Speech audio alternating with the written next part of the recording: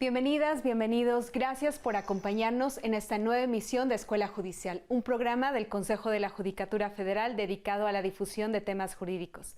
El día de hoy platicaremos con Sofía Noriega sobre amparo por omisiones legislativas. Esta es Escuela Judicial. Comenzamos. Sofía Noriega Mieriterán es abogada por la Universidad Nacional Autónoma de México, maestrante en Derechos Humanos y Garantías por el Instituto Tecnológico Autónomo de México. Colaboró como auxiliar en la Suprema Corte de Justicia de la Nación y fue subdirectora de Difusión de Derechos Humanos en la Dirección General de Derechos Humanos en el máximo tribunal del país. Sofía Noriega es profesora auxiliar en la Escuela Libre de Derecho y desempeña el cargo de secretaria técnica de cursos de carrera judicial en la Escuela Federal de Formación Judicial. Muchas gracias por estar con nosotros. Estamos en Escuela Judicial. El día de hoy platicaremos sobre amparo por omisiones legislativas. Para ello contamos con la participación de Sofía Noriega Mieriterán. Ella es actualmente secretaria técnica de cursos de carrera judicial en la Escuela Federal de Formación Judicial. Querida Sofía, buenos días. Muchas gracias por estar con nosotros. Encantada. Buenos días, Pati. Muchas gracias a ti y a toda la Escuela Judicial. Sofía, vamos a iniciar este tema con una definición. ¿Qué significa una omisión legislativa? Bueno, primero que nada me parece importante aclarar que en el ámbito jurídico, para que se dé una omisión, es indispensable que exista el deber de realizar una conducta y que alguien haya incumplido con ese deber, ¿no? Una omisión no es cualquier cosa que no se hizo, sino tenía que existir un deber de hacer y, por lo tanto, una conducta de no hacer. Y también es importante decir que hay distintos tipos de omisiones que se pueden dar pues, en diversos ámbitos, pero bueno, la omisión legislativa es una de ellas, ¿no? Ahora, las omisiones legislativas se dan, pues entonces, cuando existe un deber constitucional o convencional a cargo del Congreso de la Unión, que es el poder legislativo, y este poder incumple de manera ya sea completa o de manera parcial. Por ello, la Suprema Corte de Justicia de la Nación ha distinguido entre las omisiones legislativas que son absolutas y las omisiones legislativas que son relativas. Las primeras, las absolutas, es cuando pues el órgano legislativo no ha ejercido de ninguna manera su labor de hacer leyes, ¿no? No ha habido ningún avance, no se ha hecho nada por crear una ley. Y las omisiones legislativas relativas ocurren cuando sí se ha dado un ejercicio legislativo, sin embargo, este ha sido de manera incompleta o de manera parcial porque no se ha cumplido pues en su totalidad con la función creadora de leyes, ¿no?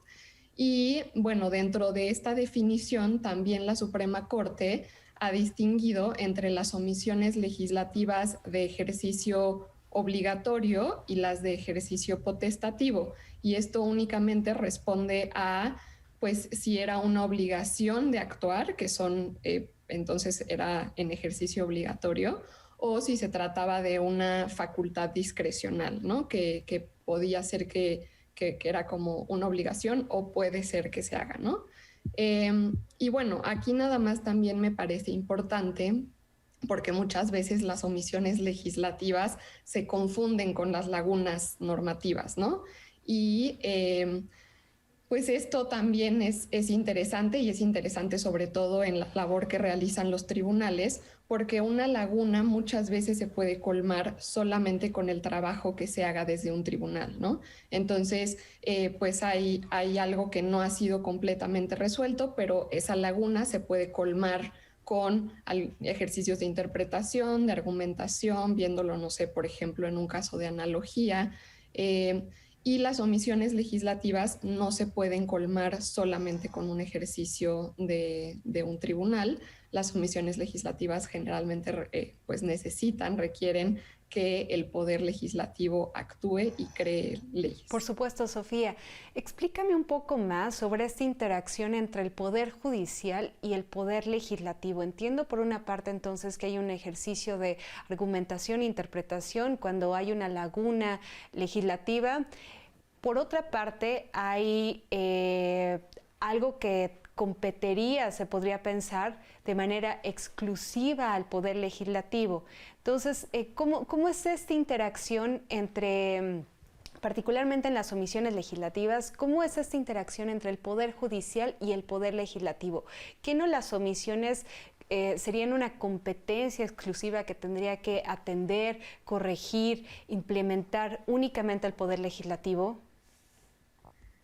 Pues es una pregunta muy interesante, pero no en todos los casos. No en todos los casos compete exclusivamente al Poder Legislativo.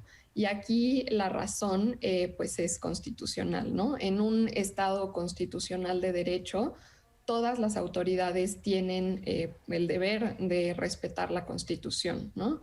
Entonces, pues en el caso, como platicamos de las omisiones legislativas, cuando hay un deber constitucional de crear una ley, por ejemplo, y esa ley no ha sido creada, a pesar de que reconozcamos pues obviamente la importancia que tiene el Poder Legislativo y las facultades que tiene el Poder Legislativo que le hemos otorgado en el Estado de Derecho, eso no significa que sea libre para no legislar. Si hay una obligación que viene de la Constitución, tiene que cumplir con esa obligación. Entonces, es ahí en el momento en el que también entran los tribunales federales a este juego, ¿no? Porque muchas veces si la Constitución obliga al Poder Legislativo a crear una ley y el Poder Legislativo no la crea, entonces corresponde ya no solamente a ese poder, sino al Poder Judicial también, porque también es su obligación y es su deber cumplir con la Constitución y hacer cumplir la Constitución. Perfecto, Sofi. Vamos a hacer una breve pausa y enseguida regresamos. A ustedes les invitamos a continuar con nosotros. Estamos hablando con Sofía Noriega Mier y Terán sobre amparo por omisiones legislativas. Ya regresamos.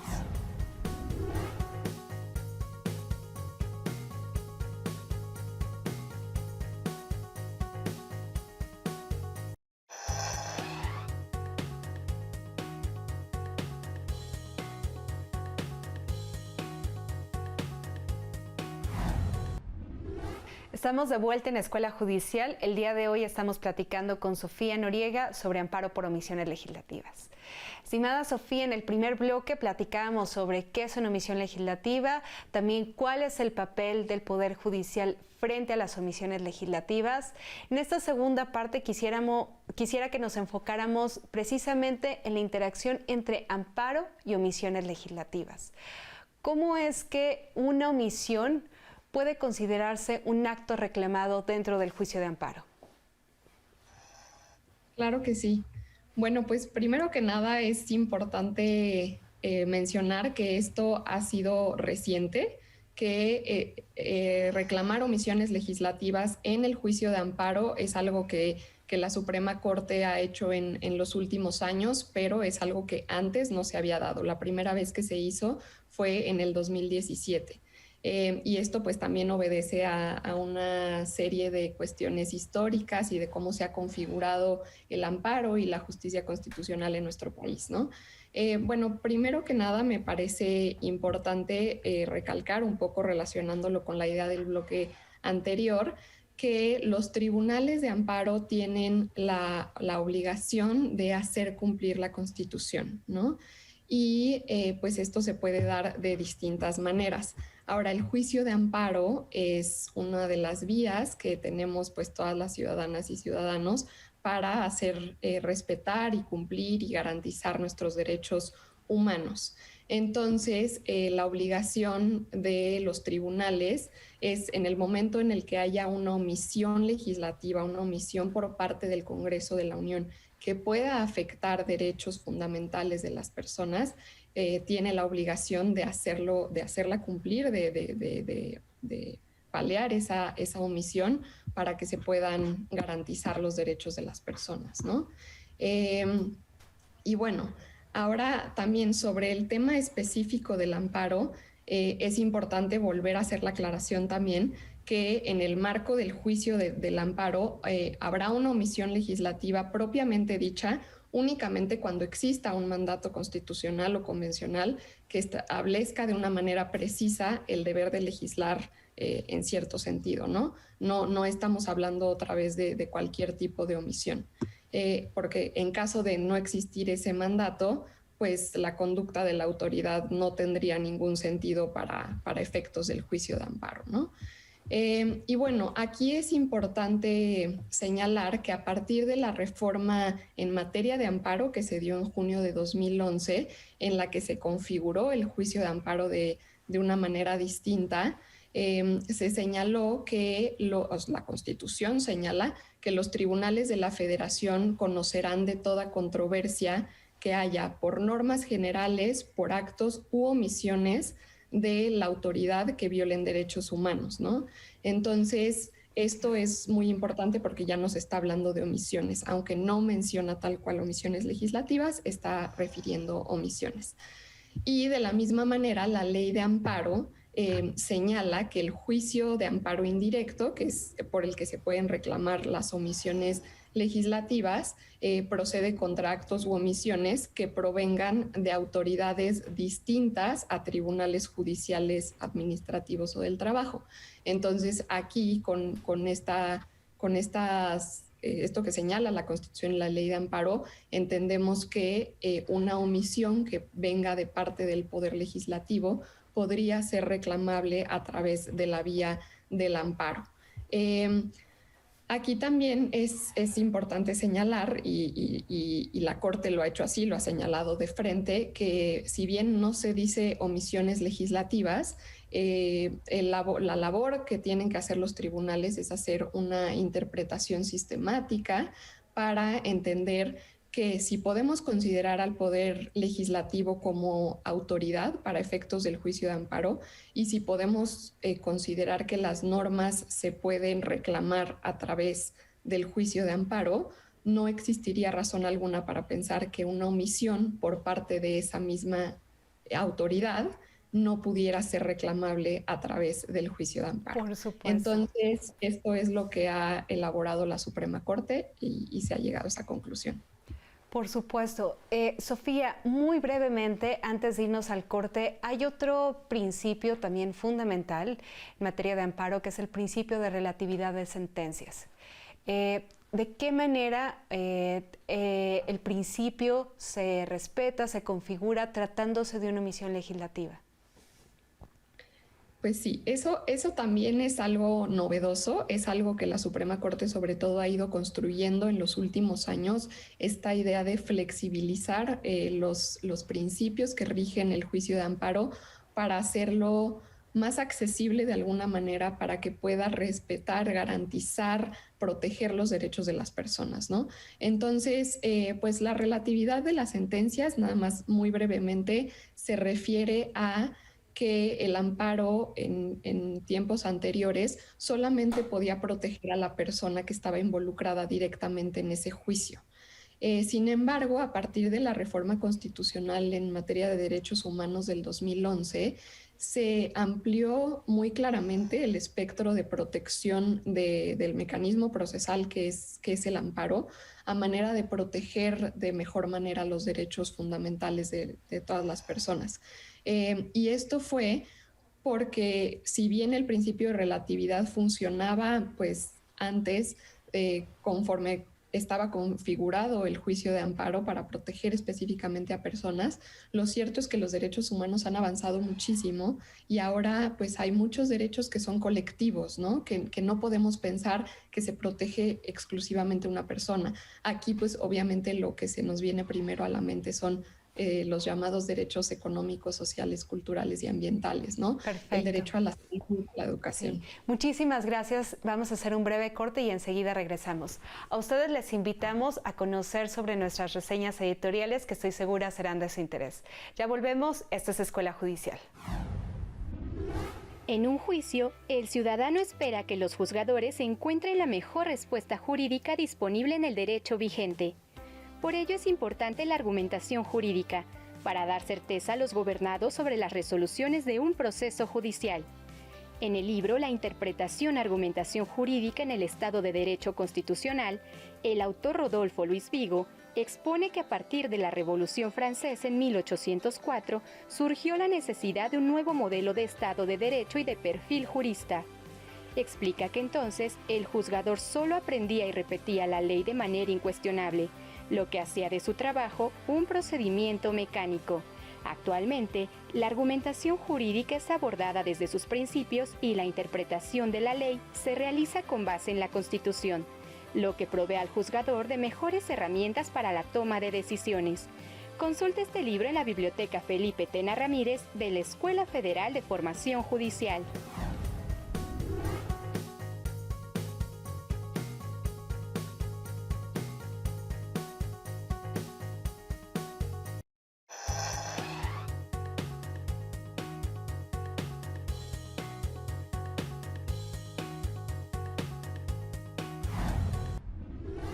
Muchas gracias por continuar con nosotros. Estamos hablando con Sofía Noriega sobre amparo por omisiones legislativas.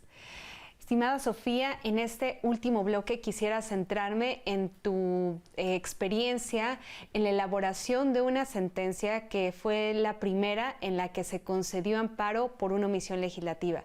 ¿Puedes platicarnos al respecto? Claro que sí.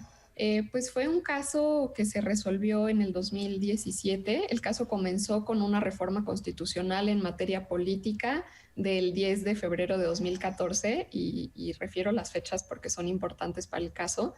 Y en esta reforma se incluyó un artículo transitorio que señalaba que el Congreso de la Unión debía expedir una ley reglamentaria del párrafo 8º del artículo 134 constitucional, y decía que se tenía que emitir esa ley antes del 30 de abril de 2014. Este párrafo constitucional al que se hacía referencia habla sobre la publicidad oficial, sobre la propaganda, la comunicación social que emita el Estado, y menciona que esa publicidad oficial se tiene que hacer con carácter institucional, tiene que tener fines informativos, educativos, de orientación social, y entonces la idea es que la ley pues explicara los parámetros y lineamientos para ello. Sin embargo, el Congreso de la Unión incumplió con este deber porque pues pasó el tiempo, la fecha que se había establecido, y no emitió la ley. Por lo tanto, una organización civil que se llama Artículo 19, que pues se dedica principalmente a la promoción de los derechos humanos que tienen que ver con la libertad de expresión y de información, promovió un juicio de amparo por justamente esta omisión, ¿no? Y bueno, el caso llegó a la Corte, o sea, primero el juez de distrito no entró a estudiarlo, el caso lo atrajo la Suprema Corte, y ahí se resolvió este caso de omisiones legislativas. Se argumentó que, pues, en efecto, había habido una omisión legislativa absoluta porque no existía ninguna ley que estaba mandatada constitucionalmente y no se había cumplido con eso. Y además también se estudiaron en este caso diversas cuestiones importantes, como lo señalamos en el bloque anterior, la flexibilización del principio de relatividad, por ejemplo, también el interés legítimo, que fue uno de los casos en los que se dijo que una organización de la sociedad civil, si tenía como objeto social la protección de ciertos derechos humanos y si había algo que estaba impidiendo que se hicieran, pues que se cumpliera con ese objeto, tenía efectivamente el interés para acudir en juicio de amparo a reclamarlo, ¿no? Entonces, esa también fue una parte importante de este juicio, y pues en el fondo también se trataron diversas cuestiones. Principalmente lo que se hizo fue señalar cómo la libertad de expresión es fundamental para un Estado democrático, también cómo los medios de comunicación y los periodistas en particular son de igual manera esenciales para que pueda haber libertad de expresión y de información, para que la ciudadanía podamos conocer distintos puntos de vista y con eso formarnos una idea, sobre todo en materia pues política, social. Y ya como conclusión explicó cómo esta omisión legislativa, en particular la falta de reglamentación de esta ley, ocasionaba que se vulnerara el derecho a la libertad de expresión. Y Esto fue por considerar lo que se estaba poniendo como un estado de cosas. No es que en particular un medio de comunicación hubiera acudido diciendo a mí me violaron el derecho porque me censuraron, por ejemplo, o algo así, sino es que lo que se decía es que el simple hecho de que no existiera la ley permitía un estado de cosas propicio para justamente la censura y para la vulneración a la libertad de expresión. Entonces, pues la Corte ordenó al Congreso emitir esta ley, que obviamente la base era que tenía un deber constitucional que no había cumplido. Muchísimas gracias, Sofía. Creo que a lo largo del programa hemos revisado cómo las obligaciones que se establecen a cargo de las autoridades pueden hacerse valer mediante la vía de amparo. Creo que también hemos analizado cómo figuras, conceptos que son parte del juicio de amparo se analizan a la luz de los derechos humanos para darles efectividad, y también en este último bloque analizamos la importante labor también de la sociedad civil para hacer litigio estratégico a fin de que el mandato constitucional sea cumplido. Te agradecemos muchísimo el habernos acompañado en esta emisión de Escuela Judicial. Gracias y esperamos tenerte próximamente. Muchas gracias a ustedes.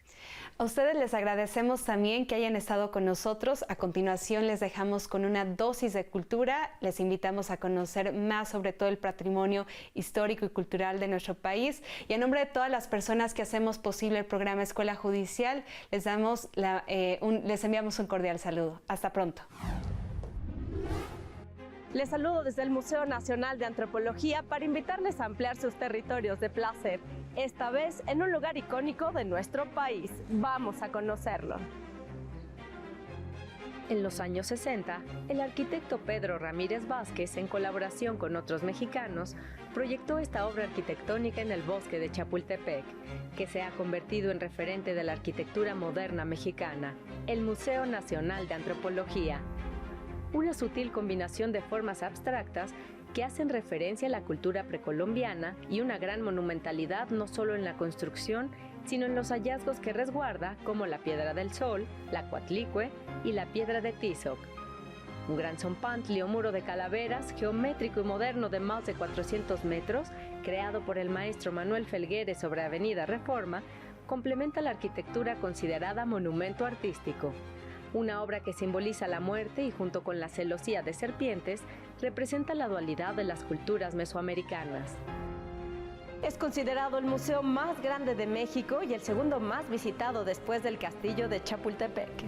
El estanque nos recuerda el pasado lacustre de la Ciudad de México. La escultura de Iker Larrauri, con cascarón de bronce llamada El Sol del Viento, produce sonidos que rememoran instrumentos musicales indígenas. Alrededor de este patio central, los espacios se engarzan en un recorrido abierto que permite la circulación libre de los visitantes. Una concatenación de 22 salas ameniza el recorrido por el pasado indígena de México. Encontrarán los más fascinantes objetos de las diversas culturas prehispánicas que fueron desarrolladas en nuestro país, objetos que sintetizan la cosmovisión y la vida cotidiana de los pueblos indígenas del México contemporáneo. Hasta aquí nuestro recorrido por el Museo Nacional de Antropología, un orgullo más de México.